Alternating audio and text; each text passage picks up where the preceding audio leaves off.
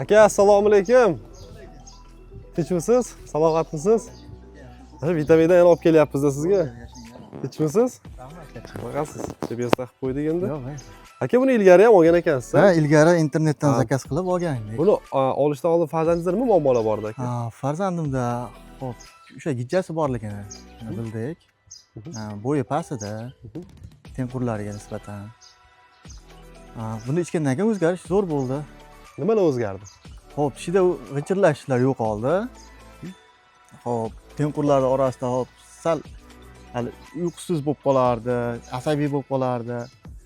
O'sha narsalar yo'qoldi. O'zgarish zo'r bo'ldi. Aha, zo'r.